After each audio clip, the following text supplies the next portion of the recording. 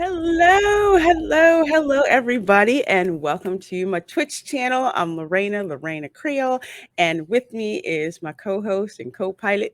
How are you doing, my dear? I'm doing great, Lorena. Thank you for having me back to continue this series. Oh, you are more than welcome. More than welcome. Cool stuff to watch is even more fun watching it with friends, right? Yes. I love it. Absolutely. And of course, so thankful you guys are starting to join us here on Twitch, kind of filtering in. And myself are fairly new to Twitch, so we're so grateful that you're here. So, why don't you introduce yourself? Tell the folks where they can find you.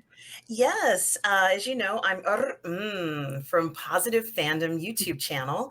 You can also find me on Twitch for one word, Positive Fandom. And on my channel, I do reviews, interviews, live shows of all the stuff that we love in the fandom. So you can always find me there or on the Burn Network streaming with Robert Meyer Burnett. All right, excellent. And of course, you can find both of us together on Toxic Femininity over on Midnight's Edge on Mondays Mhm. at 8 p.m. Eastern. Of course, Yes. you can find both of us here on Twitch as well as YouTube. So we are just having a great time going episode by episode watch parties for Reacher. So our last one, of course, I know it's like you gotta stop and say that because it's almost a shame to enjoy something like this. It But you feels can. like a guilty pleasure. It does kind of like 90 Day Fiance. You know, it's just like I really shouldn't be enjoying this as much as I am, but I am. But it's really good. And I noticed more when I talk about it, a lot of people are like either they heard of it and weren't quite sure to watch it, they watched it and are like, oh my God, it's amazing, or they're like, I keep hearing about it, so you know what, I'm just gonna break down and watch it finally. And I can't blame them. You know, the advertisement that they use, the trailer, Lorena, it looks fantastic, and the show is even better. Absolutely, absolutely. So let's see. Do we want to recap a little bit about what happened at the end of episode 3? I'm going to say, which was Spoonful.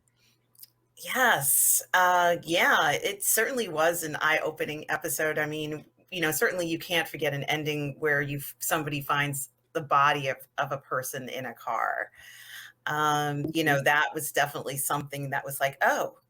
But I think you and I were both even more mystified by the fact that he went back to get those gloves. Hmm. And I honestly truly could not figure out why he needed them, and why he so deliberately stayed at that place to get them and kept looking Hmm. in his rearview mirror. And he had a plan in place, Lorena, for everything. Reacher is amazing. Totally amazing. I now have another use for Rubbermaid gloves that I hadn't thought of before.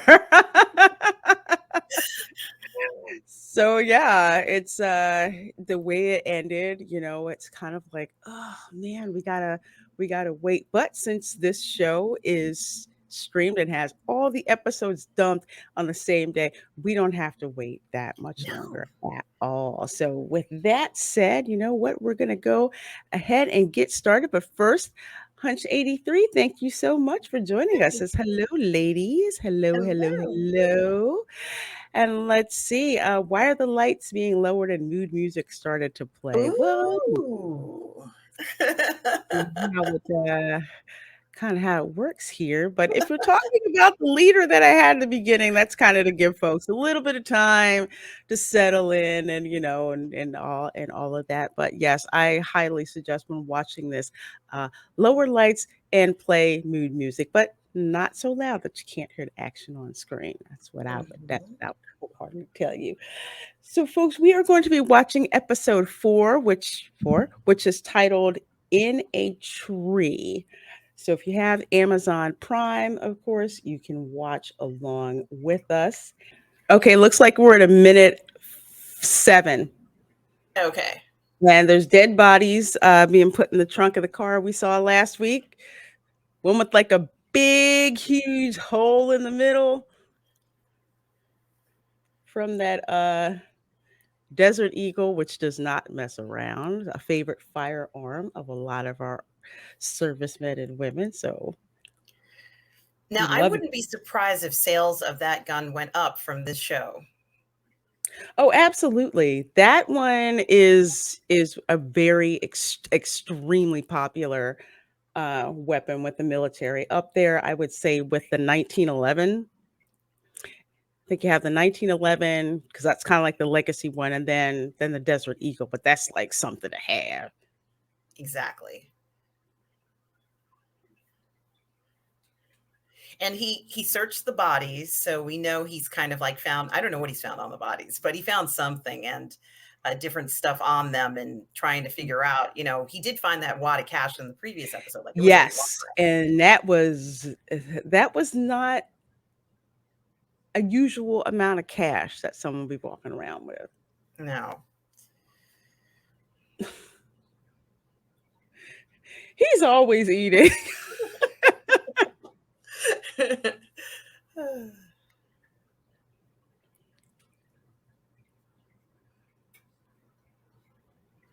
No plates on the car.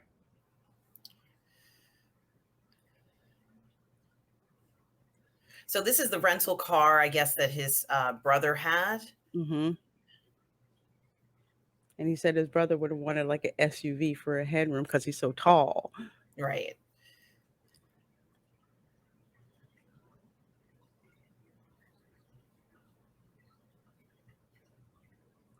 Wow.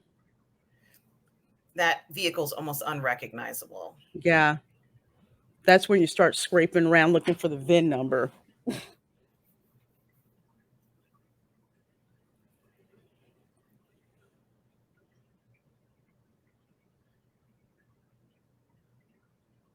That thing is, yeah, whatever they use, that accelerant was crazy. Yeah.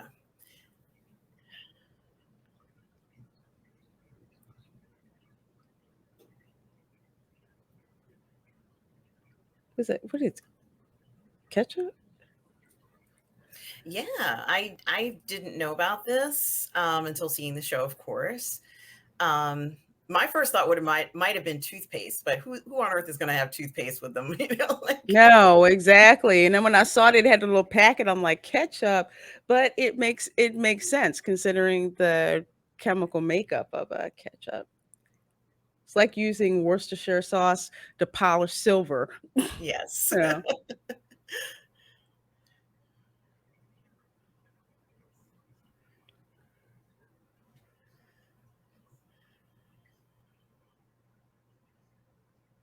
Uh, no. The look on his face is like, dang, really? You couldn't like keep him alive for me? Seven is the count now. So yes, officially, if you're keeping track, the official body count for Reacher is 7.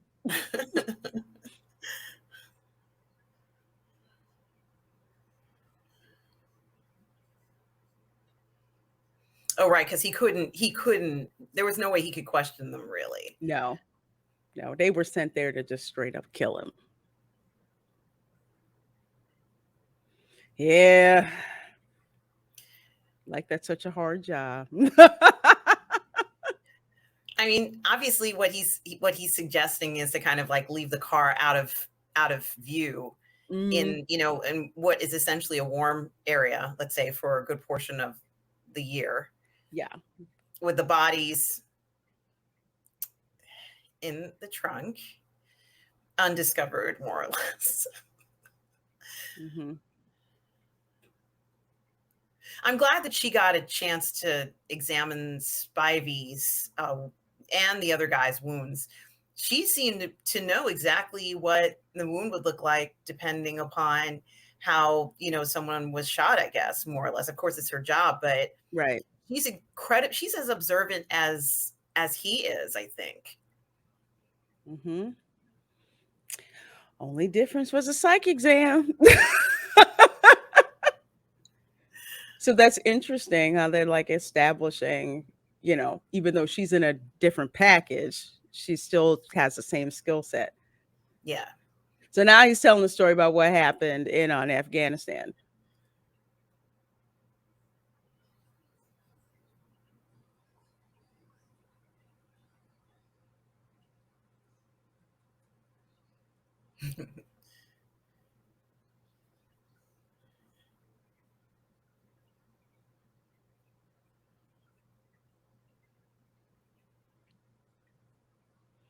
Now that story I've heard too many times.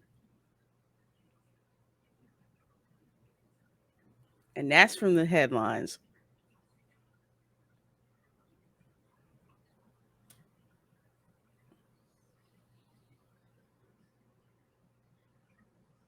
Didn't waste a bullet. Well, he knew they were going to come after him, and I kind of like that. It's very different when you can prepare. Hmm. Hey, Dad, man, glad you're here. He says, I'm coming here for Reacher Talk with you incredible ladies. Says, oh, sorry, one Oh. part. Forget the Batman. Oh, Dad, man, I'm so glad you're here with us.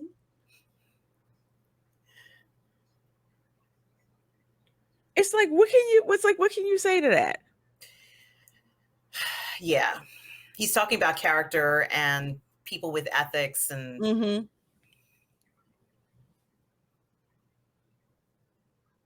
oh, that's what they did with it. I couldn't remember whether they just left the car there. Now I remember that they brought the car um, somewhere else, and of course, no one's going to check the airport. No one will know that there's anything in that trunk for No, a while. no, they're just like, yeah, somebody in long term parking, Hmm. whatever. They're on a trip. Kind of smart, Long-term parking actually. used to be like a gift. Do you remember? Like you could park your car there and nothing would happen to it forever. Mm-hmm. Forget that now. Yeah.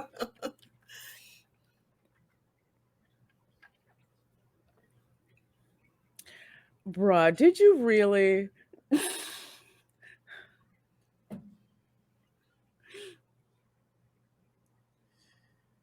Yeah, just hand it off. There we go.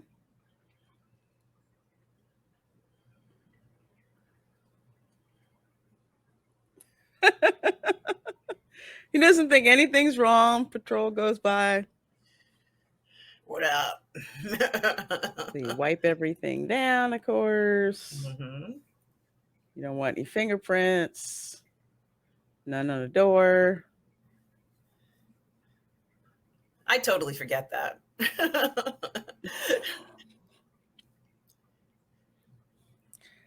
I have watched way too much CSI. CSI and Dexter. Said that way.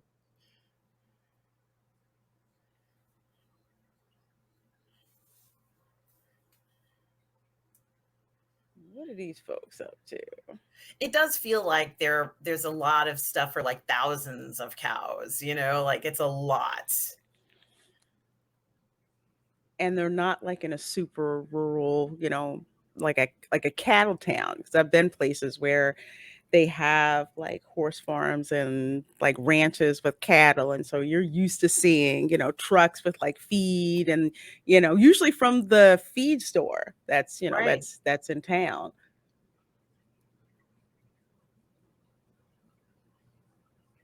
Tractor Supply or It's something like, like that. on animal feed. I love how he picks up that yeah, it's like details matter, so he's picking up these details. I'd forget to do this too. I would forget that the plates and all that stuff and Yeah, not even the same county. Fulton County, okay. Where Atlanta is.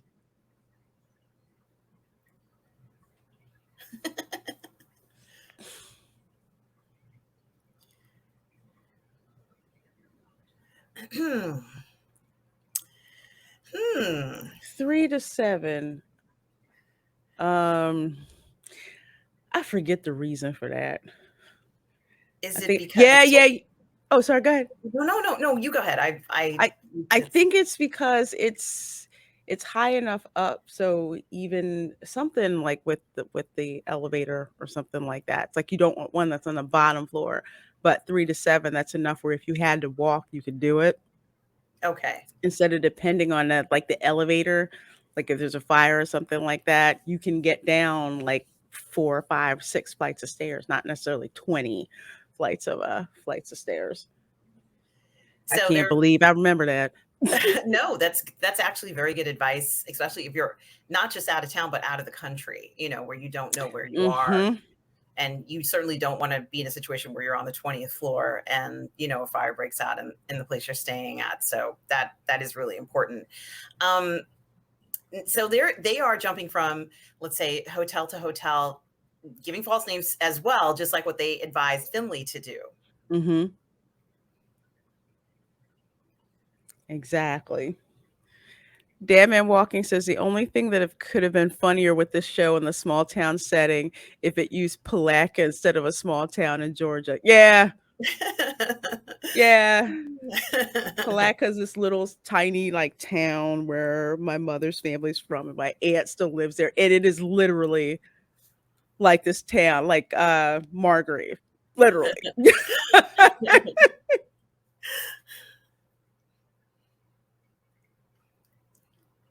That's a chair after that. I mean, even when I stay in hotels, do this. I do put the chair underneath. I don't know why I do that. Even when it's, work related, I will still do that. Um, That's actually very, very smart, to do, especially if it doesn't have like the bolt up top. Oh yeah, they tell you to do that. It's actually very smart.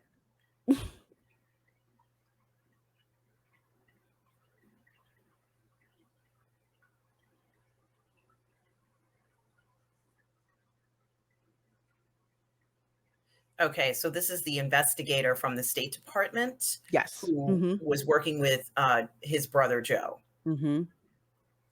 And she's actually going to personally deliver the files. That's Yes. how big this thing is. Yes. Paper files, you do not want an electronic paper trail with this.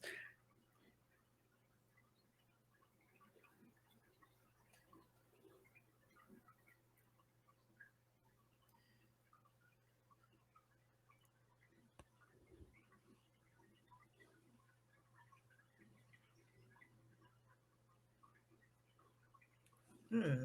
Yeah. Come on now.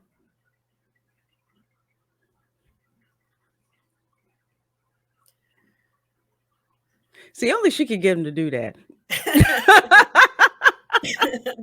But I also think, just his personality is that way. He's not thinking about that, but she is because she Egg knows how this woman probably feels. exactly. He's like very methodical, which he's supposed to be. And she understands that, but it's like, but at the same time, okay, she's coming all this way. She's giving you something, you need to give her something. It's not like they can have this conversation in the airport, though, is it? Like, it's got to be kind of a fast pass off and then I'll see you later kind of thing. Yeah,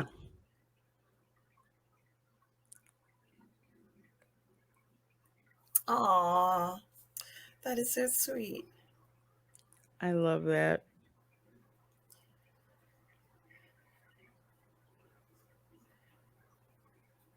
And he didn't go like into the bathroom and have this conversation privately. It's right in front of Roscoe. Mhm.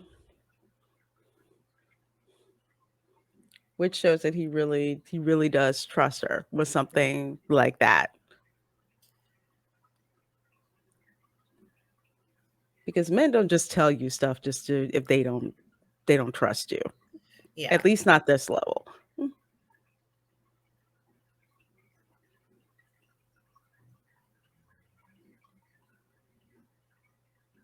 He's not showing it, but that was very emotional. Very. I'm telling you that I am, but not really. But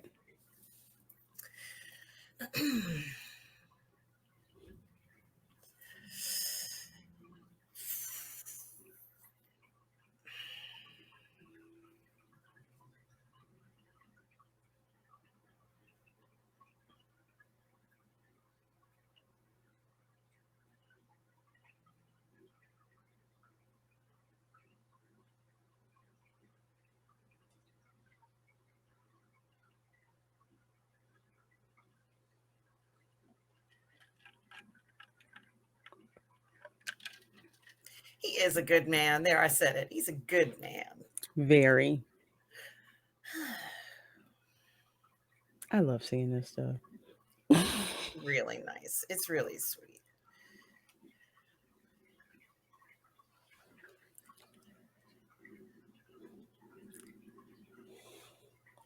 Shoot him. Well, Oh, there you go. And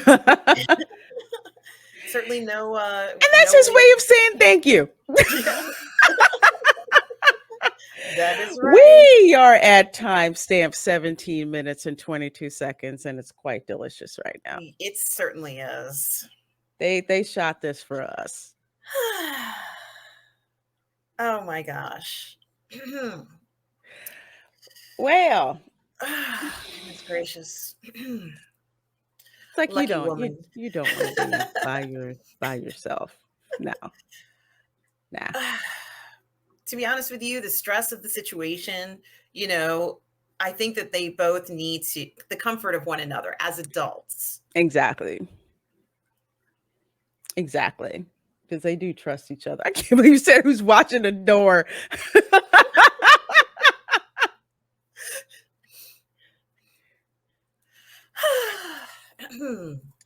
Just the right amount. Mhm. Sure Just the is. right amount.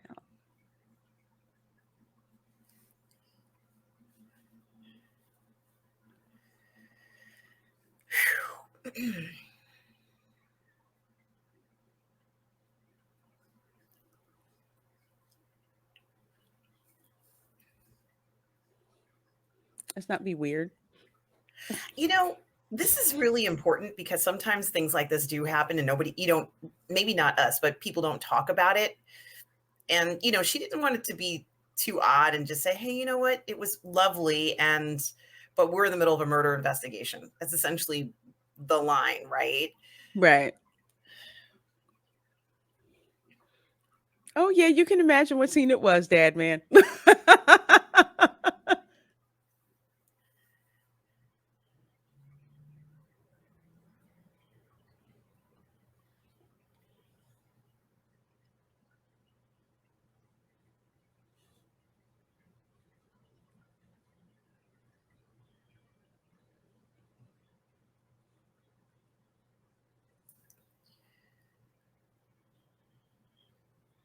Oh, repeat. Uh-oh. It's Petey.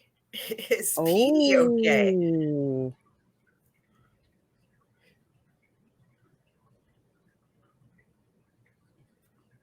Okay. He sounds like a police officer, like those kinds of like sentences. We want to ask him some questions to find out if Yeah. he can help us with our investigation. I'm like, yeah, that sounds like what a police officer would say. Mm-hmm.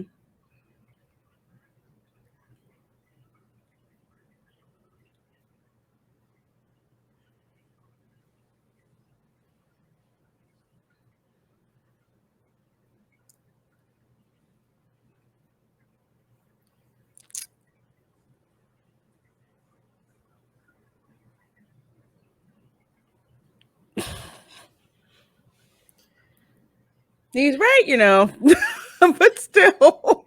It would have been bad to be like, well, something bad has happened. I mean, they would have never gotten out of there. No, that mm, time is of the essence right now. So, Hmm. deal with that. Really? He told him he wasn't his daddy.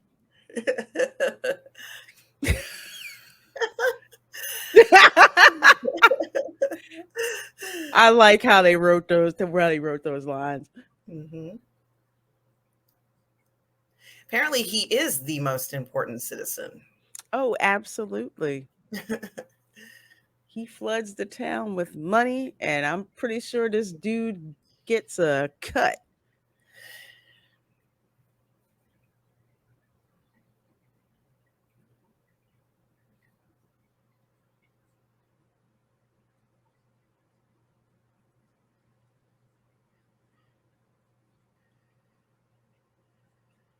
Hmm.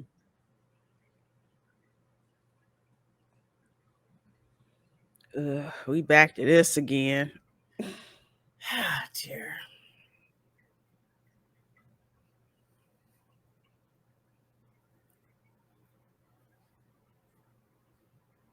Ooh, that's a bribe. That's a bribe.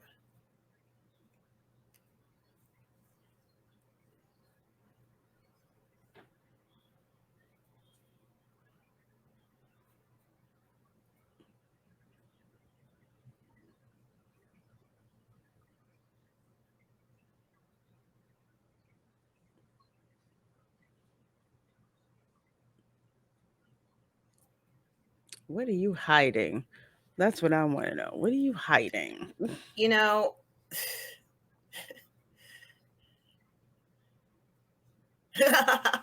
snarky. But you know something? He almost doesn't even know what to do in that office now. Like it's Because you don't, yeah, because he knows he can't trust this guy. So he has to be very careful with what he says. he's essentially telling him they're going to give him an envelope with cash in it.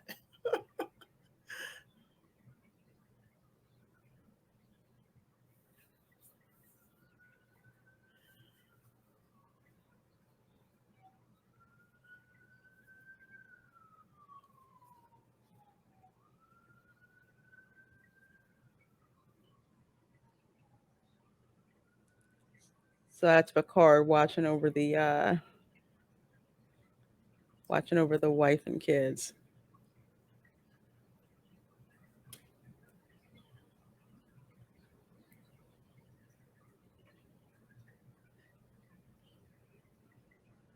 He probably should take them with him, don't you think?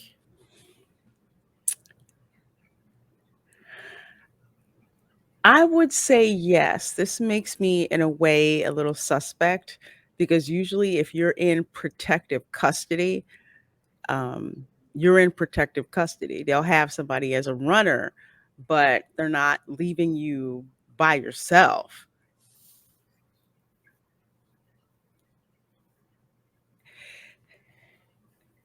That kind of makes me a little suspicious. I've never seen that happen. They've always got eyes on you, which is why in all the movies, people trying to get out of protective custody because they can't do anything. Mm-hmm.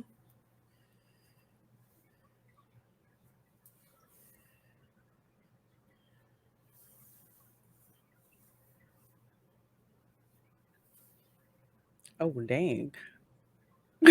She said he's dead, isn't he? She says, "I'm not." She's not the reaction. No. Oh,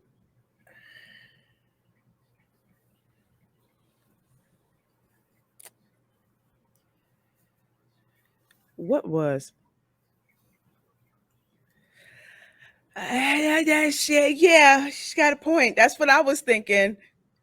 Her husband's a truck driver and they got that swagged out house. It does look really cool.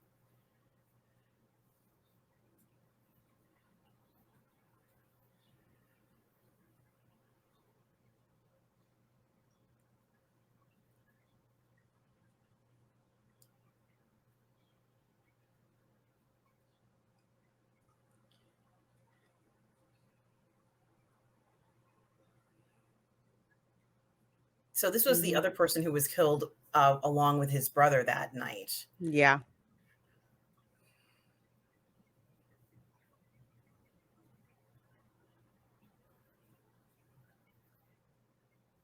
Two-car garage. Truck drivers don't live like this. A lot of them live in their trucks. If they do have a house, I mean, it's a nice house, but it's not. This is like executive houses. Mhm. Is that his Mustang?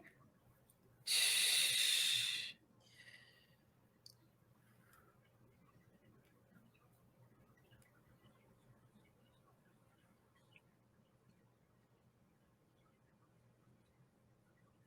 Now she's had enough. She doesn't wanna stay Yeah. in this area anymore. Mm-mm.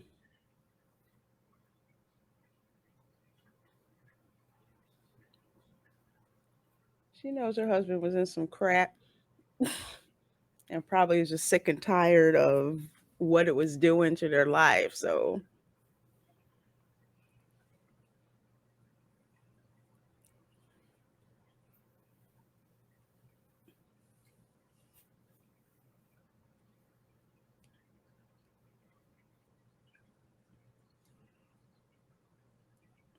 Interesting.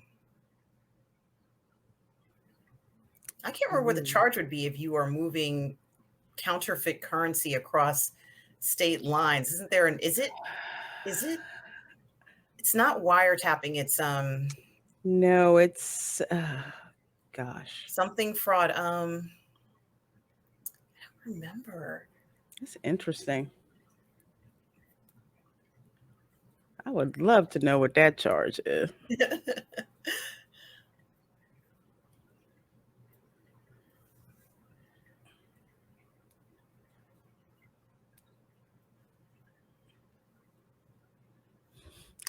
Again, I don't that doesn't sit right with me.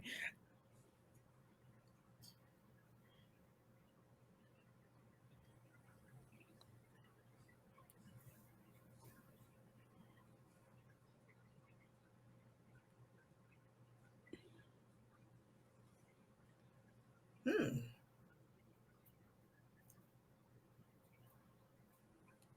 Hmm.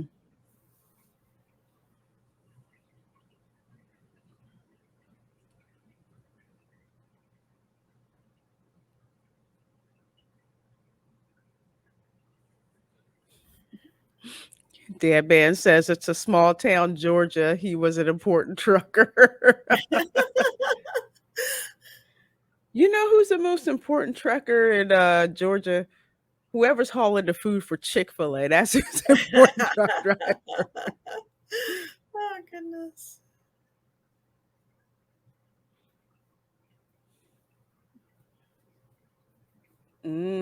Uh-oh. So someone got there before they did. Yeah.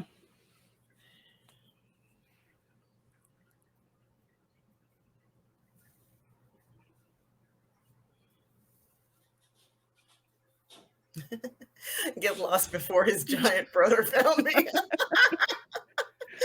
What did they toss out?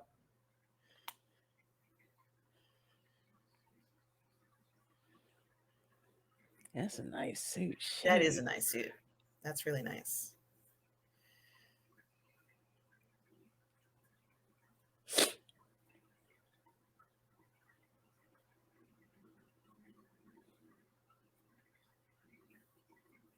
Yes, way. Wow.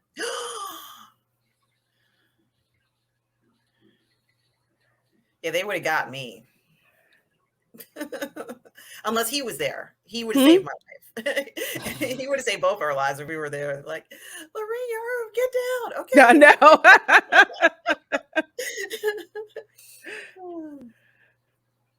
It's like this is some nice cover.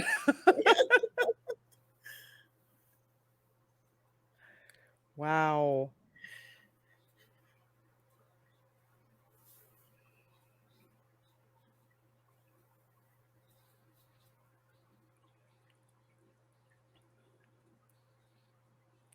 That was close. Love how he's knocking stuff down, to slow him down. I also think he's doing that so that they follow him, Hmm. in a very deliberate manner.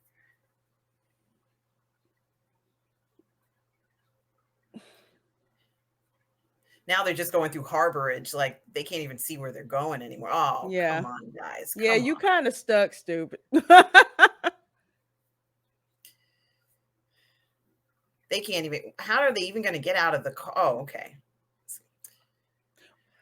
Come on, bruh. Yeah, you can shoot like that.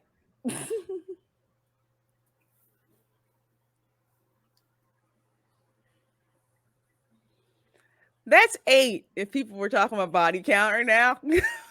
That's right. Probably gonna be about 9 if this guy's not useful. Oh my god. And these guys aren't ordinary guys. Like, they can actually fight No. against him. Yeah. So, ugh.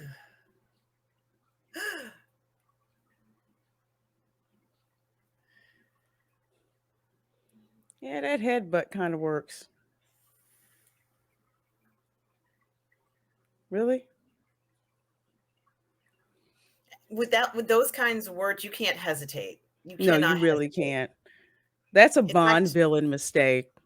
he was really lucky that this guy felt he had to say it was my cousin, because normally he just would have, it would have Mhm. been game over for him.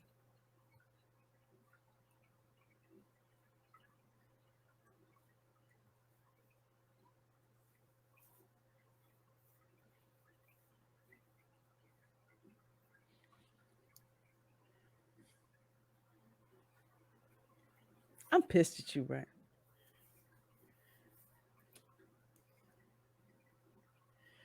Oh my god.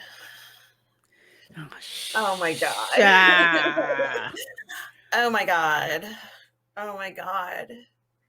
Yeah, she's like, Okay, "What am I yeah, gonna do with this I'm man?" kinda yeah, I'm kinda messed up right now. She's just like she just looked like, "I wanna slap you again, but you said the right thing, so I didn't." Oh my god, yeah. Now you kinda feel like, "Crap, now I'm a liability." Why couldn't this be every day? Without the shooting, of course. Yes. Without, the shooting and the killing and and the car chases.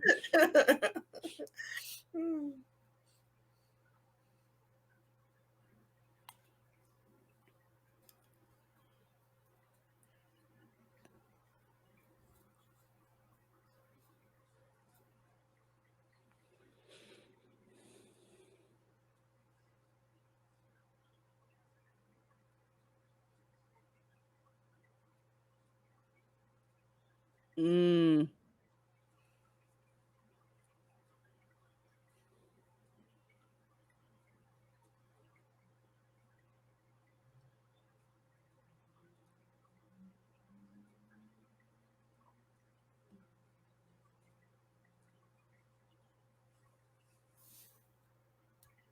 true.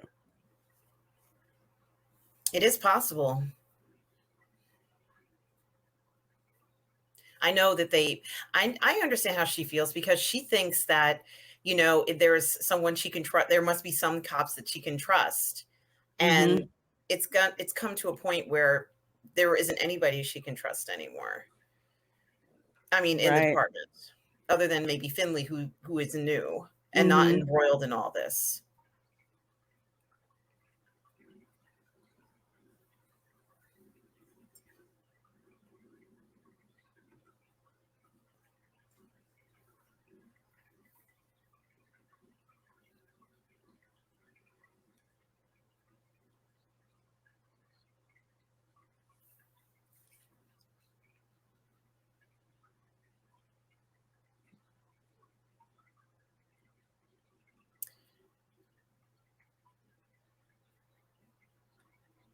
Oh my god, this is so messed up.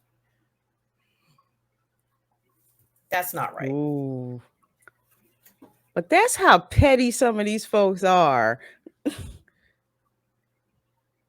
'Cause I've heard stories, like, people who, torpedo your military career, do stupid stuff. Mm, That's not right. We all know this is wrong. mhm.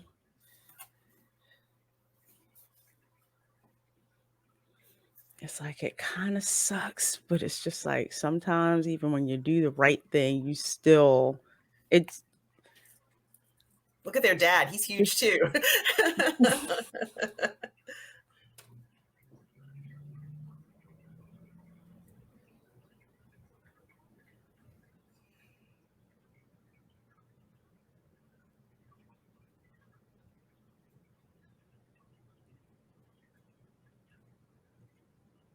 They have good parents. Mhm.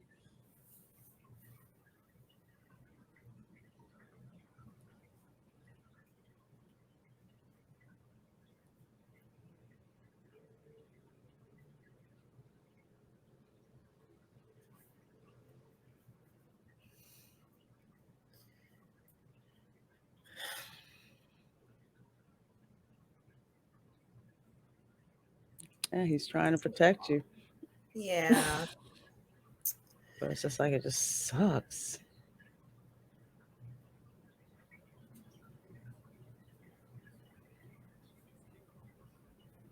Mm-mm.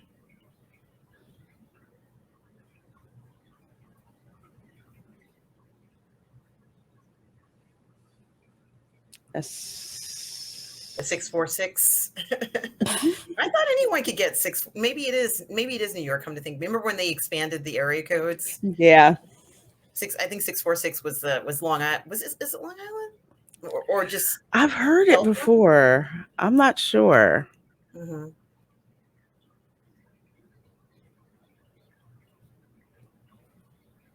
Yeah. Yeah. Get a burner phone and call him. Hmm.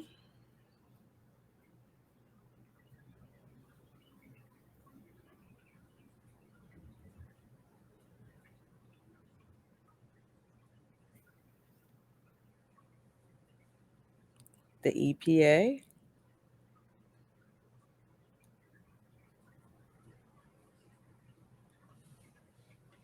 Mm-hmm.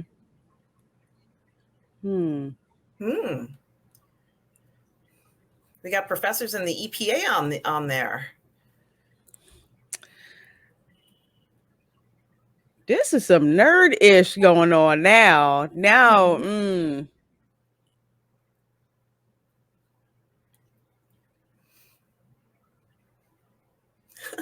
She's like, I'm got tired you of off this that stuff. animal feed thing, man. You gotta let it go, Reacher. You gotta let it go. It's hurting you.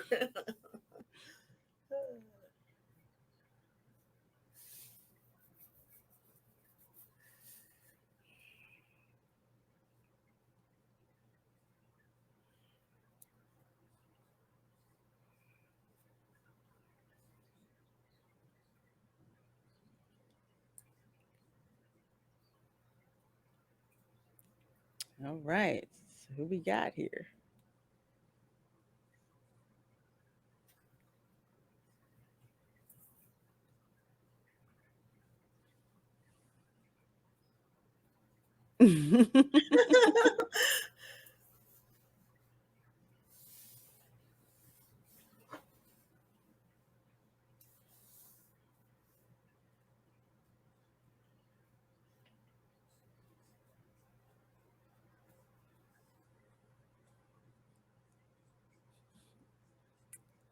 I like her.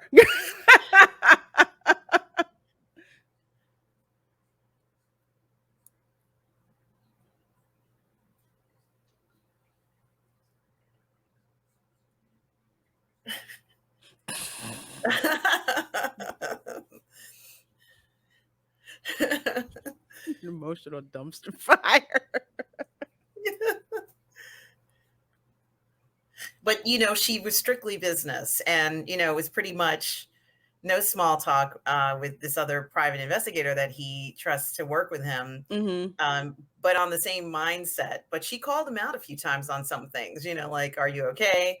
And he's Mhm. like, "Well, you're talking to me now," like. It's like, sorry, I forgot who I was talking to, you know? Mhm.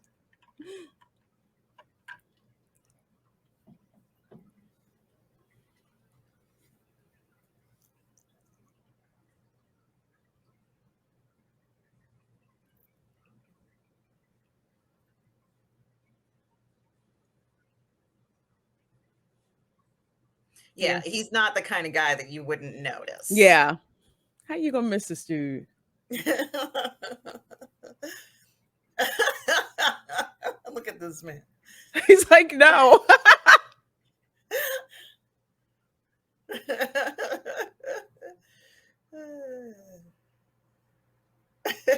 He's was just like, "You're trying to kill me right now." Hmm.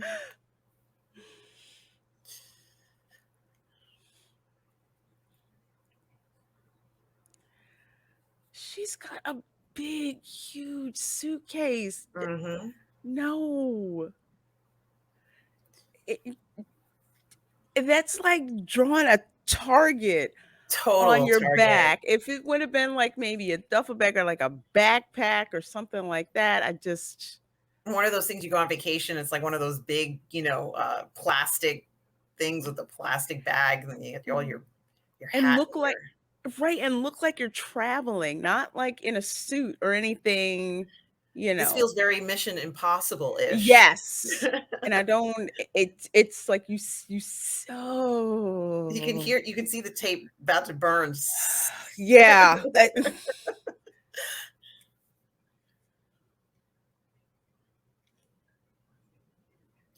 She purposefully, stayed away from them because she did not feel comfortable while she was on that train. But now it looks like he's found her attaché case or Yep. whatever case that was on the tracks, and this is not a good sign. No, not at all. This is heartbreaking. Shoot. This is so Oh heartbreaking. my god.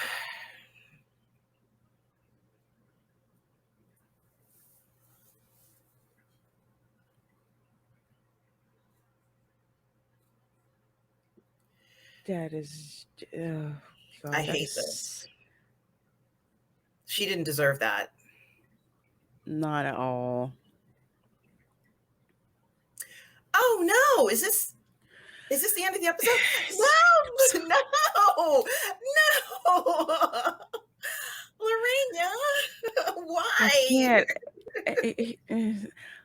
The only saving grace is they dropped all of these episodes at the same time, but it's like after every episode, it's like, oh my god, is that where you ended it?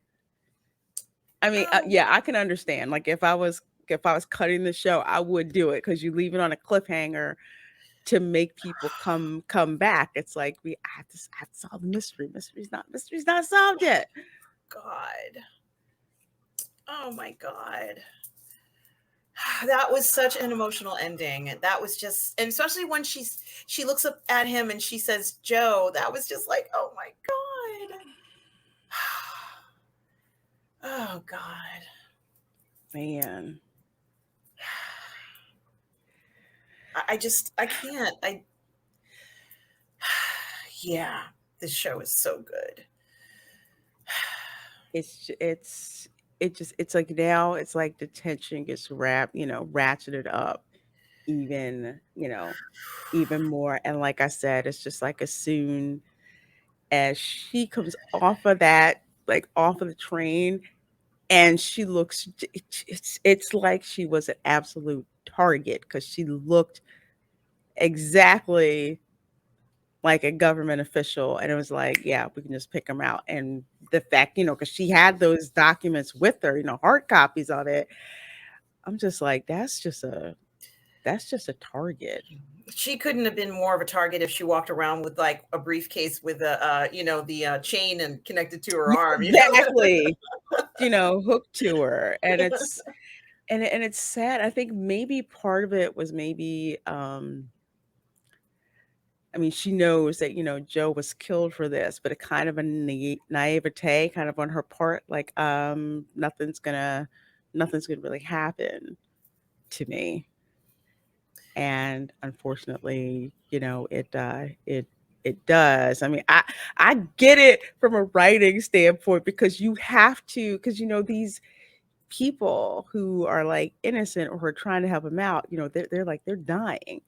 And he almost thought that he was going to lose, Roscoe, and didn't like that feeling of potentially losing her. And now this person who, he doesn't have an emotional bond like that, but someone who had an emotional bond with his brother, and now she's dead because she was trying in earnest to, to help him because of Joe. So it was just it was just horrible, especially how senseless how senseless her murder was. It's just it's ugh. It's heartbreaking, but it's kind of like I call it kind of like the necessary body count that has to ratchet somebody kind of like who's, innocent having something like that happen to someone through no fault, through no fault of their own. They're not the villain. They're actually trying to help out, and they're the ones that wind up getting killed. And no one is safe. I mean, to be honest, we saw that Reacher and Roscoe have had shots aimed at them so many times in this last episode that it's not even Mhm. funny. Those guys who are essentially henchmen from South America, Right. and in the begin, well, maybe not in the beginning of the episode, but a number of times when Reacher explained to her, these guys, and that was just two other guys, they're down here, and they're making their presence known because they weren't kind of quiet about it in Margrave, as the barbershop guy had said. So Right. he knew that they would be coming for him. He knew that. He wasn't surprised when he saw them in the rearview mirror. He knew something Mhm. was going to happen. It wasn't going to be like, well, I really would like to have a short chat with you. No. And he kind of lucked out that Roscoe was with him that second time when the guys came Mhm. after them. So there's probably, I mean, I'm not quite sure how many, but there's probably a whole gang of them in town. But why are they there? And why are they there now? What exactly is going on in this town? In addition to the fact that we know the man who they interrogated in the previous episode is throwing a bunch of money into Margrave, and Mhm. they're trying to figure out this connection. They still haven't figured it out. And I have a feeling that that paperwork from Joe that Joe had might be such a clue for them. And I'm really concerned now that they don't have access to that paperwork. Like, it really bothers me. They went to that trucker's home and there was nothing in the box. And that was Mhm. really kind of like a dead end there. Right. So, I have to wonder uh, about that because there must be some sort of record of what was going on. But, we're really in the dark about this. And his brother left so many clues behind, very specific information, things that were kind of like a riddle, if you will. Like when they Mhm. talked about the tagline that et pluribus. E pluribus unum.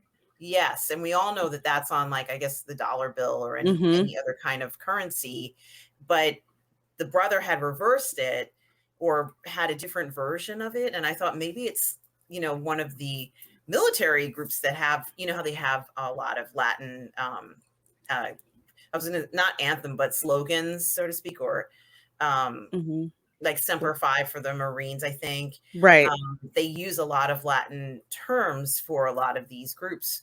But this really, I wasn't expecting her to be essentially murdered that way. That really, it's heartbreaking. It's so heartbreaking. I can't even, I don't know.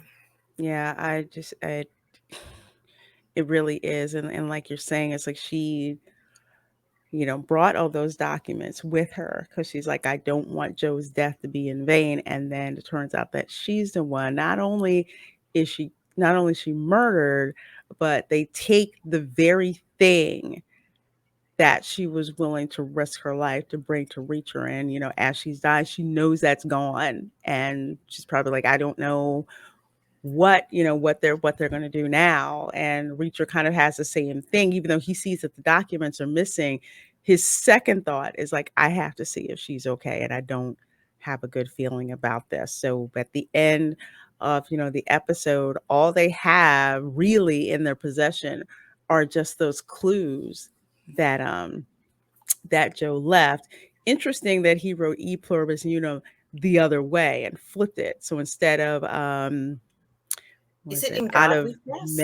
out of many one, e pluribus e I'm pluribus sorry. out of Yeah, many one, because that's how, when the United States was, when the revolution first started, yeah, and the states formed a union, that was like out of many one.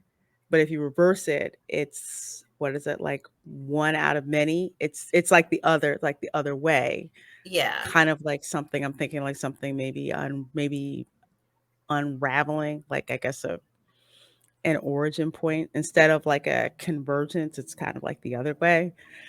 That's the only thing that that I can think of. But the other thing is kind of like the fact of Joe maybe not counting on that documentation getting released because he knows you cannot trust anybody. And I I don't mean, think that he counted on those documents being a part of it in a way. I'm just probably guessing, but I don't think that he probably thought that they would get out that way. well, I'm not going to say that she wasn't in danger already. I'm not going to say that Mm, because, you know, Joe seemed to not want to share this information with anyone, but he shared it with her probably because they were very tight. But I'm sure she, people noticed her when she was making copies of these documents. I mean, I'm sure they saw that. And unfortunately, her flying down, with them, and you would even mention it like that big box. I'm not blaming big. her, but That's yeah. I almost want to say there's like a certain way to travel, and that just kind of just like really stuck out. But yeah, I think it's like we're not. I think if we're just casual viewers, um, we wouldn't have picked up on that at all. But I just know for me personally, I'm just like okay, because nah, nah. Let's see. it's it's still so How would I put heartbreaking. this? When you know things and you know that you're like a target, like an operator would it I'm gonna get to that damn man walk in a minute. If you're an operator, people who are truly operators don't give themselves away that, that they are. So they're not really gonna like throw their weight around or anything like that. They're gonna blend, and that's the thing that they're gonna blend in so they don't really arouse any suspicion. And I think for her, it was kind of like a bit of naivete, like I don't, nothing's gonna happen. Reacher's gonna meet me there, and everything's gonna be great. I'm gonna be fine. But it's just that split second that she was out of his sight. That was just all that they needed. And I think she was being tracked. That's what I'm Yeah. thinking. Or maybe if someone maybe overheard, or maybe she said something about where she was going. Because I thought that was kind of strange as well. It's like, how did they know that she was coming? Unless, they tapped the phone or what was the deal with that? How did they find her? That's a very good question. It's like how did they find her? I mean, I so far we've seen two groups of people that seem actually three. In the beginning of this story, we saw one group of two people who were being killed in the beginning of the story. Mhm. And the two people who killed them, at least there was at least one person who pulled the trigger and was a very Mhm. skilled person. And then, according to Reacher, there were two other people involved. So that was like one group. But then we also saw these guys in these Tyvek suits. So we know that they did something because that police commissioner was on the wall. But Yeah. then we're also seeing these guys from South America. So it's like, it actually is probably like a whole gang of people who are involved in um, really essentially killing a lot of people for, I guess, either getting too close to what is going on or Mhm. could potentially cause problems for them. And they don't care if, like these guys, they'll kill somebody. There's no reasoning. She did not look like she what could have had a gun on her. She didn't look like No. No. Not at all. Not at no all. Again, bulletproof vest, none of that. Like she, although that's very strange because if well, I guess she worked in the Secret Service, but wasn't like one of those field agent types of with the Secret Service. But yeah, I think you're right. I think it's very weird that she's traveling without a firearm. I would think so, but I also think again, I still think some kind of naivete. I think that was in there because it's just like we can't trust the Secret Service or. She also had a shock, earlier in the Mhm. episode, or I don't think it was this episode, but it might have been the episode before. I'm not sure, but she had a shock finding out what had happened, and she was vulnerable right now. Um, Mhm. so she, so it's clear that when she got off the train and she looked up at them, she was telling them that she was being followed because she wasn't going to go up the escalator. Right. And that was very scary because, Mhm. the three of them, Finley, Roscoe, and Reacher, were together, and they could see her, but they weren't close enough to really protect her. Mhm. It was just sad. It was just really, really, really sad to have that happen to her. Oh my gosh. Let's see. Dadman Walking says the show has been really well written, and this is the first show that I want to binge watch since the earlier seasons of The Walking Dead. Yes. That's a good point because I used to watch The Walking Dead religiously, and then after I think Negan showed up and Glenn was basically killed again, I said I'm done. I'm not interested in this show anymore. But the earlier seasons, oh my gosh, they were written so well.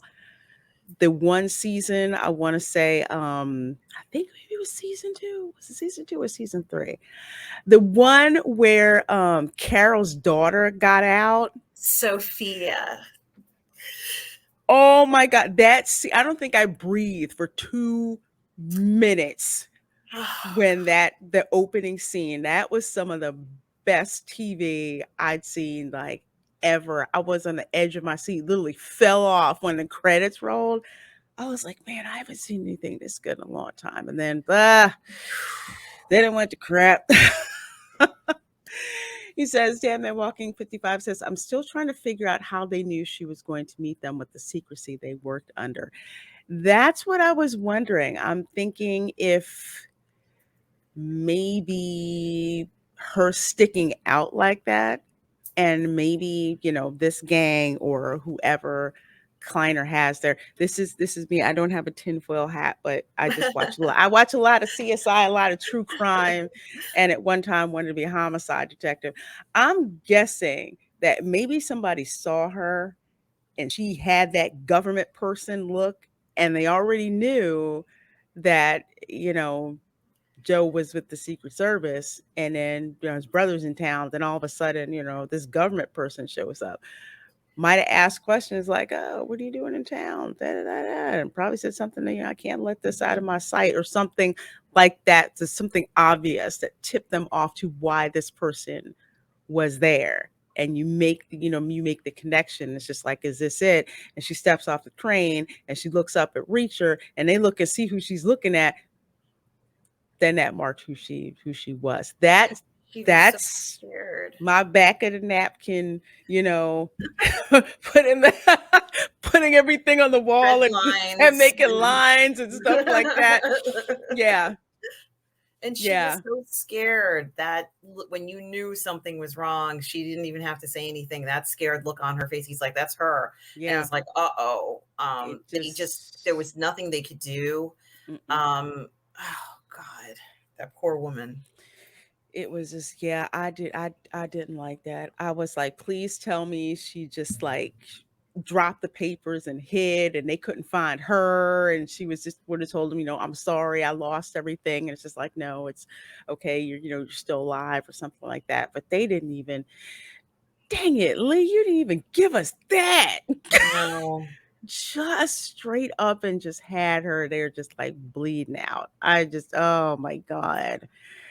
It was horrible. Oh my gosh. BK Panther, hello, my dear. Good to Hey. see you here. He says, when I visited the range a lot, I heard stories of higher up law enforcement going there to qualify, and they lacked certain knowledge, possibly because they were stuck behind a desk for so long. Yeah, I believe that. Yeah.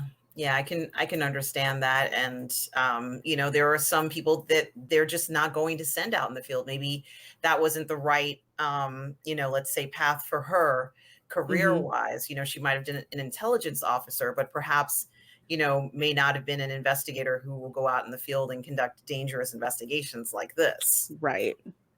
Because if you're trained to use a firearm, like I was told, it's like you don't pull a firearm out unless you intend to follow through and use it. And some people don't have that type of connection or to do that. They might not feel, they might not feel comfortable with that, at all. For example, it's like I have a concealed carry, license. I don't always, plan to do. It's not like you can go around just waving firearms somewhere. You can't really do that. But if your life is in danger, you have to be able to make that conscious decision between I'm going to reach in here, I'm going to pull my firearm out, and I'm going to put it at this person and not hesitate to pull the trigger if I feel my life is in danger. Some people can't do that. And when you're stuck behind a desk, the reality of what happens out there in in the sea of humanity, um, you know, it doesn't hit home. It's like in those cop movies where they're told, they'll call them like a desk jockey, and it's like you don't see what goes, the human garbage that I have to deal with, every day. The ones where they, the episodes where they try to figure out if a shoot was clean or Yes. not. And some desk jockey cop is telling them, "Oh, you think you're in the wild, wild west, just going out there shooting people." You know exactly what Yes. I'm talking. Gosh. Let's Yeah. see. Used to stay up until 4 a.m. watching The Walking Dead on work night, so my insane hours aren't limited to Fortnite. One of these days I'll get back. I'll get back to Fortnite. It's just Fortnite does not. Well, I should say my computer doesn't like Fortnite. Let's put it that way. I literally have to save everything I'm working on and reboot my computer in order to use Fortnite because it's just such a memory hog of an app. So maybe I need to get a get an Xbox style controller. I want to get a PlayStation 5, but I just haven't gotten one yet, but I want one. I wanted one, but I just didn't have the time to hunt one down. I said, "Screw it, I don't have time for this." Is that you? Well, yeah, because they used play like consoles used to be plentiful. There wasn't a problem getting a Mm-hmm. console before. It would be if a new console came out, everybody got it for Christmas. Now all of a sudden there's a shortage of consoles. I mean, what is this? That's a load of crap. That Yeah, did turn me off. That I yeah. couldn't. That you could barely get a PlayStation 5 when it came out, and I had actually wanted to get one, but when they didn't have enough consoles and people's grandparents were stabbing each other pretty much to get one for themselves, I Yes. says forget it. I'll just, I want one.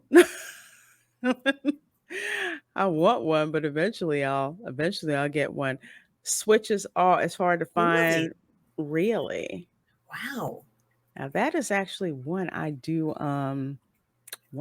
want. I heard it's great. I mean, you can travel with it, and then when you're at home, you can plug it in. Like it's Mhm. fantastic.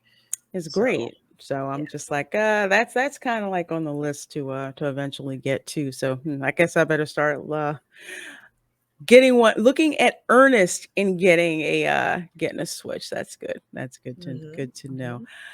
Hmm. So this episode had quite a few turning points. I almost want to call it this is when where stuff really gets real, like the exposition starts to turn in places that we didn't quite expect Yeah, for it to turn. it feels like they've reached a roadblock. There's a they can't go further without that information. Mhm. So it's kind of just like what is it? What are we gonna do? What are we gonna do now? It's kind of like when in movies where they find like this piece of incriminating evidence, or they're like, yes, get this, this is gonna vindicate us, and then something happens or somebody gets butterfingers or it blows up, and it's just like, what are we gonna do? What are we gonna do now? It really does feel that way, and, I'm wondering what's gonna happen next. It was just heartbreaking seeing that, scene. And even Reacher, his face looked very uncertain, he's seen Very. some stuff, like, he's seen some shit out there. He's seen a ton of things, and I think this is one of the episodes where I wanna say we've seen more emotion and emotional reaction from him that he can't really control, which I think makes him frustrated at the same time. So we've seen that like a couple of places in here, most notably um the scene where Roscoe is asking him basically, I can't remember if she flat out asked him about what happened in Afghanistan, and he starts to recount exactly what it is or what happened. So I find it interesting that they did that because they will accuse a lot of our servicemen and women of doing atrocities in Afghanistan. But what you hardly ever hear about is how if it wasn't for quite a few of our servicemen and women intervening in cases where a lot of like these Afghani kids, especially boys, were being violated, and or even our own government basically trying to string them up on charges for defending a lot of these defenseless kids. Yeah. I'm really glad that they put that in there because when Reacher got done, they came after him, and it's just like, are you gonna blame me because I tried to protect some kids, so I had to kill these scumbags? It's kind of like, all right, thanks for explaining it to me. That's all I needed to know. He was protecting the children, and then when they came after him, it was self-defense as well. Exactly, and that also speaks to the aspect of men being protectors. Like these were kids that he would see every day, and he kind of had like a protective eye on them, knew like where they were going to be, knew their schedule, and when that didn't happen, he's like, what's going on? What's wrong? I have to make sure that they're okay. Maybe they're hurt. Maybe something's going on. And I'm the only one that can help them out. They trust me. So I need to go and find out what it is. And, you know, and find out what was happening to these kids. And the people who dare perpetrate this want to kill him for trying to prevent it in the first place. So it was kind of like you felt no tears when he double tapped all of them Yeah, and, and and, and and killed them. and these guys would just continue to do that after he left. Once his Mhm. unit is gone from the area, they Yeah, would just keep doing that. As more kids came on the scene, they just take advantage, and it's disgusting. it really is. So I'm really glad that they put that in there because not only by telling the story vindicating Reacher, but basically showing how much a piece of crap that one Kleiner guy was for accusing him of that in the first place. Yeah, it wasn't right, and it was probably, you and I had discussed this before, it was probably classified information, and he purposefully is digging into information like that, and that also makes me think that if they could dig into that, maybe they did know that his brother was possibly digging into other areas if Kleiner is the main, person who Mhm. is the main suspect more or less now. Maybe, he did have access to what, you know, uh, Reacher's brother was doing. I mean, how else could they get files that are usually classified? You never have access to those files. Never unless you got somebody on the inside giving them to you for a price. That's the only other thing that I can possibly think of. And I And also and I'm sorry, no, no, I no, go ahead. also think that there are people in this town who were coerced into this sort of situation, getting involved in this, Mhm. because I have a feeling, like, for example, this is not something that any ordinary person would say, yeah, I want to get involved in something that could be very dangerous. I just don't believe that. I think that if that chief of police knew that this was going to happen to him, I don't think he would have gotten involved in this sort of thing. It certainly is a terrible embarrassment and just absolutely horrible Mhm. thing that happened to him, seeing him nailed up on the wall like that. So, I think that that's, a very interesting thing to see. And, the ruthlessness of what's going on in this town kind of doesn't, add a shine to it, despite all the money that Kleiner seems to be putting into it. I think with some of these people, I think the way that Kleiner comes in there and kind of just, "Hey, your town is basically dying. Hey, how about I help you out?" And, propping up egos, and they probably think, "Oh, well, it can't be that bad. This guy wants to come in here and save the town." And I'm guessing they get seduced by the money and the influence that, it gets to the point where they're so deep into it. Kleiner's basically like, "So what are you gonna do?" Yeah, he knew that this town, I guess, is more or less vulnerable, and that he could kind of, I guess, shove in, so to speak. He certainly Mhm. got the approval of the mayor, as Oh, we both yeah. said. It was clear he's getting Mhm. kickbacks, and then, of course, that was Yeah. something else that we saw. This is the first time, Lorena, that we saw a Mhm. public official being offered a bribe, Mhm. because Exactly right. Finley was there, and the mayor, who is now the chief of police, Mhm. talked about how overinflated his salary was, which it probably was not. It's probably not an overinflated salary. But when he says, "Well, I can make it worth your while," he's essentially offering him money in a white envelope. Oh, yeah. That You're exactly right. That's exactly what it means. "I can make it worth your while." That's code for, you play ball, I'll but pay he you out knows monetarily. he Lorena, he knows Finley isn't like that. He knows that, doesn't he? There's a saying, "Every man has his price." And that's probably what he's thinking. Every person has, every man has a price. I may have to pay you a bit more than someone else, or the price may be, too high. But that's how a lot of them think. And that's like a business parlance. But every man has his price. How much do you want?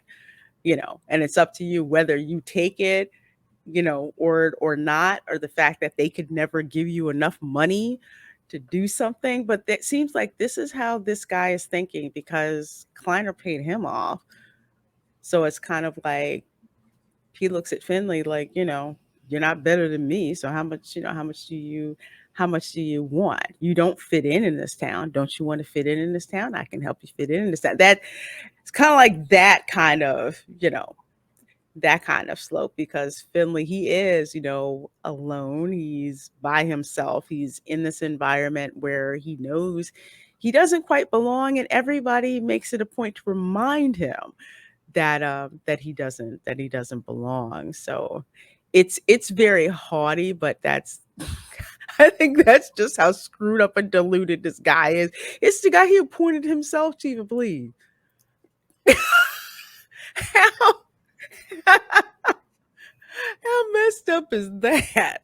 Seeing him polish that walking stick with the crystal on the top, Mhm. I'm like, this looks like something you would see like one of the villains in a Disney film. It's like I'm like, really? Do people still do something like that?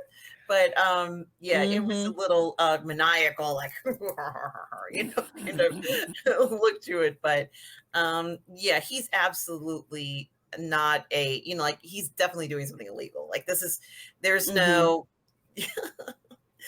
oh my gosh, yeah, There's no way. There's no way around it. There's no yeah. way around it. Ugh.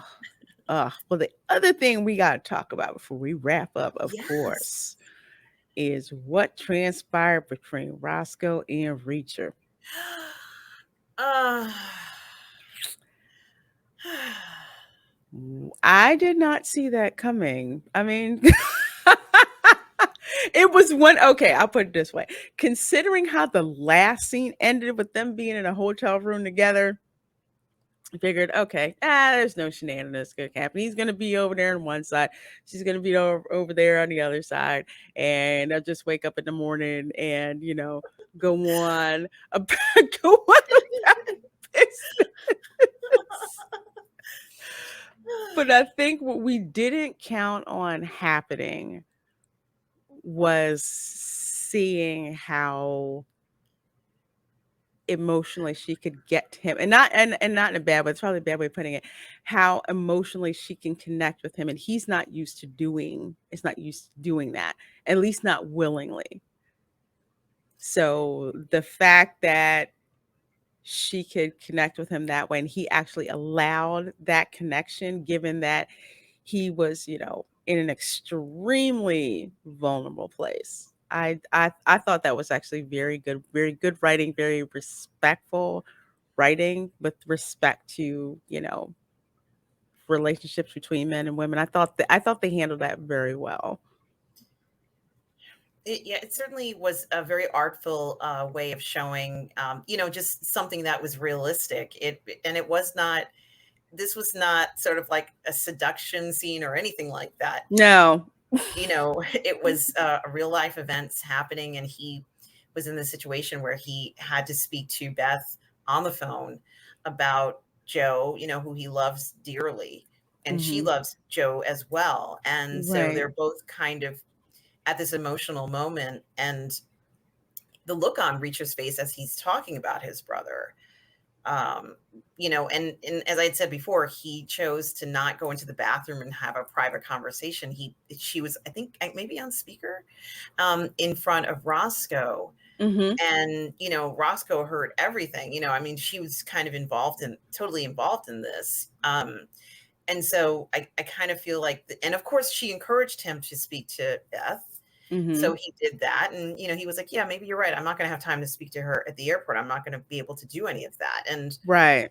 who could have guessed that she was incredibly right about that, Mhm. more than we could have anticipated. And she's like, "You got her on the phone now." You could just hear her, "You got her on the phone now. You might as well, go ahead and talk to her." And I was like, "Yeah, Mhm. that kind of makes sense. This might be the right moment for this." And after that phone call, Lorena, Reacher's face, he looked so lost. He looked so lost. And she, goes over to him very carefully and pretty much puts her arm around him, consoling him. Like, Mhm. how do you console a man, a big man like this? And I thought that she was, incredibly caring and just really sensitive to his feelings. And, she, between the two of them, I'm just glad they found each other, honestly. Um, and after all of everything that had happened that day, because I think that was after they got shot at, right? I think it was maybe after the scene where they got shot at. Mhm. And he tells her that, thing about how there wasn't anybody else that he cared about, except his brother. And then he met her, and it's like, Mhm. like that kind of comment, she's at a heightened emotional state too, because she was just thinking to herself, wow, this is really happening to me. Like, this is really happening to me. This man actually cares about me, and I Yeah. care about him.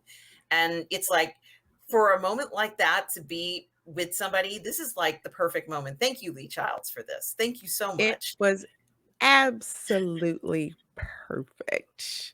Mhm. Because one of the things that I liked about her is she didn't shame him for having the feelings that he was having.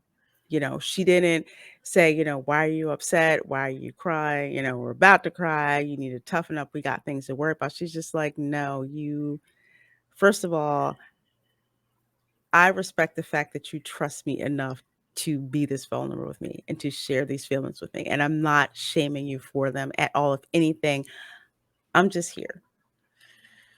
And Absolutely. it was just a wonderful thing, you know, to see, and yeah, and, that scene in the shower too. That Thank was you. Thank you very much wonderful. for that.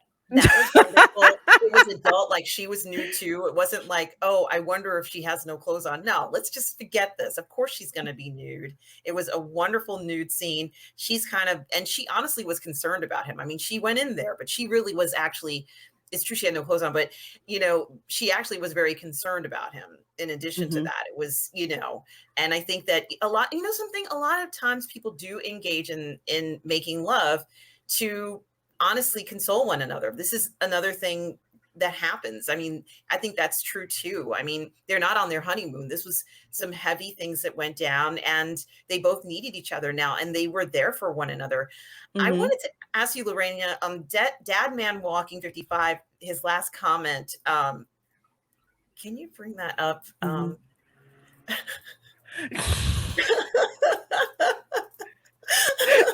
He says, "I didn't like that scene." Again, those abs of his traumatized me.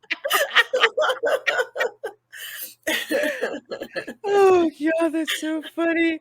Oh, he says, "LOL, love the who's watching the door" comment, though. I did like that. Like, "Who's watching the door?" It's kinda like, what else are you gonna say? Just adding, like, levity to it, kind of like, "Oh, it's okay." And, Oh, the way that he said it, it wasn't like, "Who's watching the door?" It's like, "Well, who's watching the door?" It's like, that's hot. yeah, it was just beautifully done. And, like I said, I'm so glad that she didn't go in there like trying to be seductive or anything like that. Neither parties did that. They were just fully naturally themselves, and it was a beautiful love scene. I thought that it's fantastic love scene, and I'm so happy for it. Mhm. Um, yeah, It was great. I'm probably gonna have to watch that again tonight. me too. Rewind. Completely. That's the scene. That's why on purpose I reminded y'all of where we were with regards to the timestamp, because probably Mhm. want to know where exactly to go back to see that.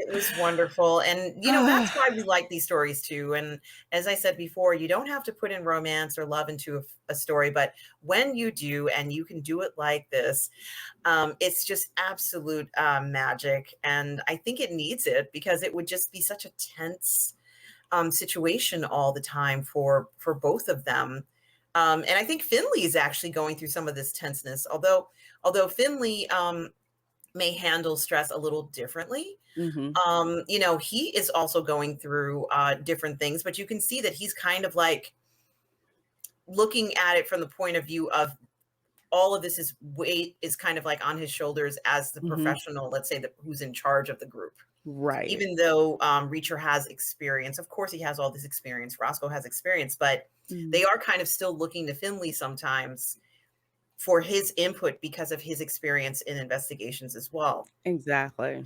But Finley himself is not quite, like when we saw him at the bar in the episode Mhm. before, spinning Mhm. around his wedding ring.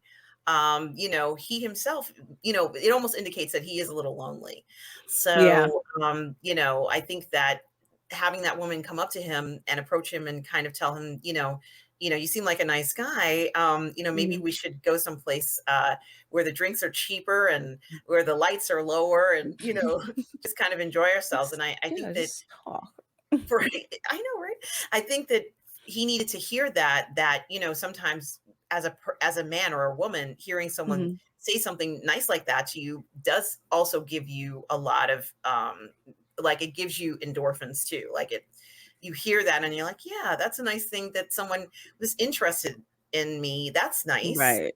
And it does actually feel good, even if you don't do anything, Mhm. it's still a good feeling. So, maybe he got some satisfaction from that, as well. But it is very interesting that the three of them have found each other, not just as colleagues, but also people in a way that they could depend upon one another. Exactly, exactly, and that's what they're gonna be doing going forward, so I cannot wait until we watch and review episode 5, so that is going to be next Thursday at 5 p.m. Eastern, right back here over here on Twitch. So before we wrap up, do you wanna let the folks know what you have coming up?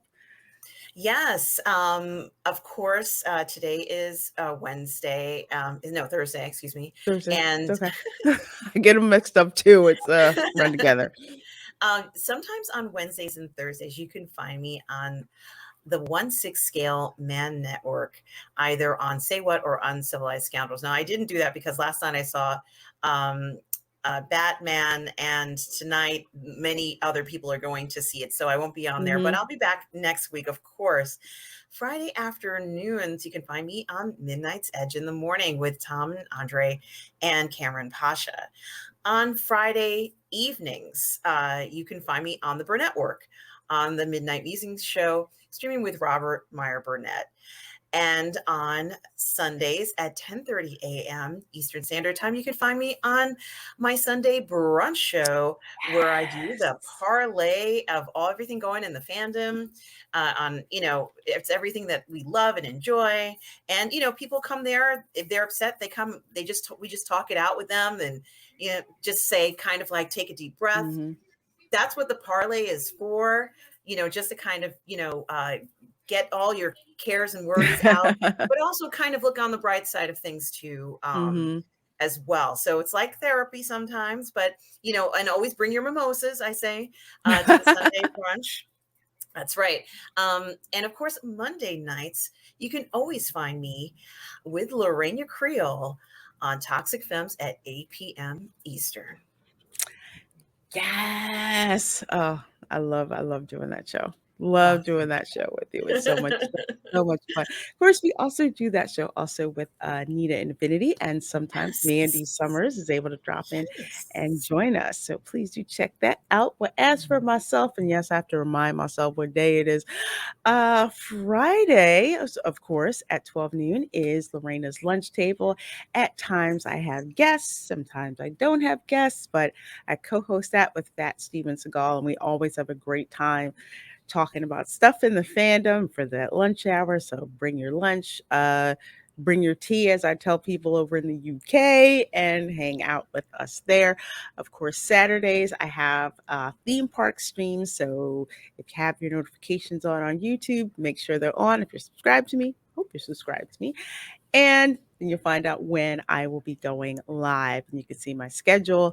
On Sundays is the Welcome to Florida show where we just have way too much time laughing and learning about all the stuff in the second craziest state in the union. Tuesdays, I have my after school special shows or Theme Park Geeks and Divas show. Actually, the monthly Theme Park Geeks and Divas show is coming up on Tuesday. It's coming Tuesday. Chris Gore and Culture Casino will be joining me, and we are going to be talking about Club 33 at Disneyland and the Galactic I said Snore Cruiser, Star Cruiser at Disney World. So you can find that there. Wednesdays is the Babe to Menace at 5 p.m. The channels rotate, so just watch on Twitter or YouTube where it's going to be.